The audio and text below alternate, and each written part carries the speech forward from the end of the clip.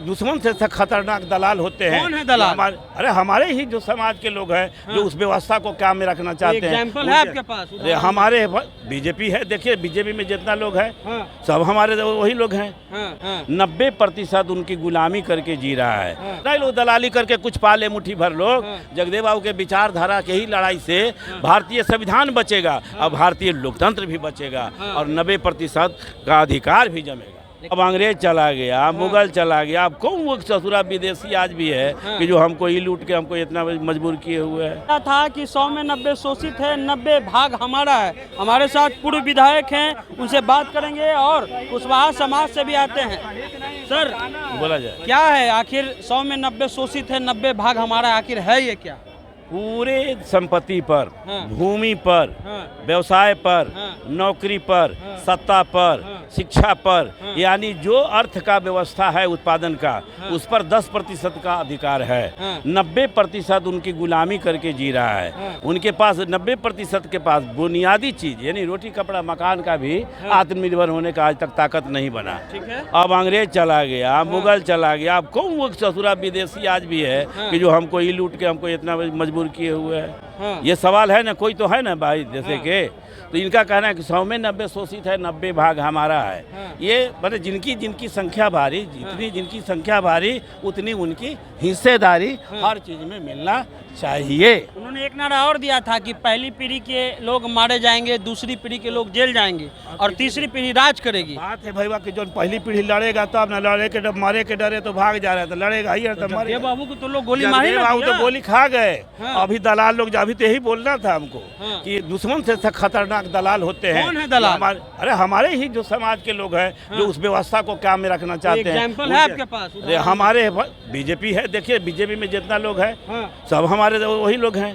जो हत्या की जिस विचारधारा के जगदेव बाबू के दुश्मन ने तो शारीरिक रूप से हत्या किया, ये लोग वैचारिक रूप से उनको हत्या कर रहे हैं विचार, लेकिन व्यक्ति की हत्या होती है, विचार का हत्या नहीं होती है। और जगदेव बाबू को चाहे जितना ही लोग दलाली करके कुछ पाले मुट्ठी भर लोग, जगदेव बाबू के विचारधारा के ही लड़ाई से भारतीय संविधान बचेगा और भारतीय लोकतंत्र भी बचेगा और 90% का अधिकार भी जमेगा। लेकिन जो लोग दलाली कर रहे हैं उनको मलाई भी तो मिल रहा है। अरे तो उनको मलाई के लिए तो बेचारे कर रहे हैं। ये हर लड़ाई में दलाल होते हैं दुश्मन के, लेकिन दलाल के तब तक पूछ होती है जब तक उनकी जीत नहीं होती है। जीत होती है उनको या तो नाम निकाल दिया जाता है, पहले था कि मार दिया जाता था, आज उनको निकाल दिया जा सकता है। उनको कोई लाभ ना ज़्यादा मिलने वाला है, उनको इस्तेमाल करने की वस्तु हैं।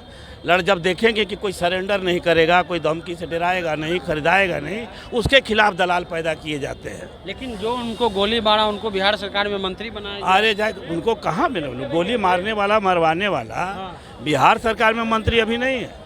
वो था कि इंदिरा गांधी के समय कांग्रेस थी, वो आज कांग्रेस नहीं है। जो मरवाया वो चला गया, उनको जांच पड़ताल में जितना लोग लिपापोती कर दिए, लेकिन विचारधारा को हत्या नहीं किया और कुर्बानी उनको और विचारधारा को आगे बढ़ा दिया। नीतीश कुमार पर आपका क्या कहना? जगदेव बाबू के अगर लड़ाई से चलते हैं, जब मेरे साथ आ जाते हैं तो हम पक्ष में खड़े हो जाते हैं, विरोध में चले। जी बोला जाए सर। ठीक, मेरा कहना है कि नीतीश बाबू को चलते जो भी जिस कारण से इधर उधर कर रहे हैं, हमको उसमें कुछ नहीं कहना है। आपको एक बात बता देते हैं, 3 परिवर्तन की लड़ाई है। सत्ता परिवर्तन करती, व्यवस्था परिवर्तन करती और सामाजिक परिवर्तन की लड़ाई।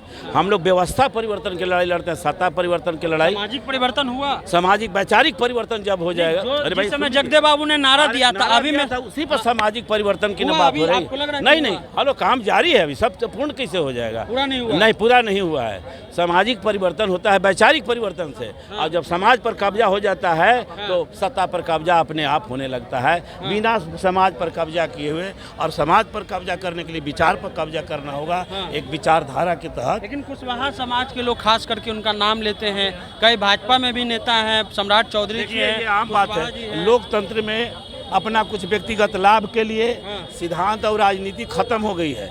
आज राजनीति सब सिद्धांत की नहीं रह गई। एन केन प्रकार सत्ता में जाओ, माल कमाओ, बाकी भाड़ में जाओ, उसे कोई लेना देना नहीं रहता। लालू यादव को किस नजर में आप देखते हैं? लालू यादव के ही तो मैं बोला कि लालू यादव ही है आज हैं कि सब कोई सरेंडर कर गया बीजेपी के पास, लेकिन लालू यादव यूपी में मुलायम यादव कभी सरेंडर नहीं किए हैं। फूलन देवी के नाम आप जानते हैं? 22 आदमी बलात्कार किया था, उनके गांव में जाकर डकैत बन के मारी, बदला तो ली। और मुलायम सिंह का किए, उसको ले आन के MP बनाए, उन्होंने ऐसे ही हमको भी लालू यादव ने, हमारे आदरणीय लालू प्रसाद जी ने, हम तो ही उसी आदमी थे, हम भी लड़ाकू हम लोग थे, माले में थे, और सारा केस इन्होंने बुला के ख़त्म किया, टिकट दिया और मैं चुनाव जीता, और दोनों बार चुनाव जीते, दोनों बार ही टिकट दिए, दोनों बार हम चुनाव जीते। यानी आपका कहना है कि जो एक आदमी जो विचारधारा से इधर उधर नहीं हो, लालू प्रसाद यादव। विचारधारा, देखिए एगो बात आप जो पूछना चाहते हैं तो आप जानना चाहते हैं ये ना, देखिए सतीश जी है मखदुमपुर के विधायक, इनको जान रहे हैं आप, ये दलित से आते हैं कौन?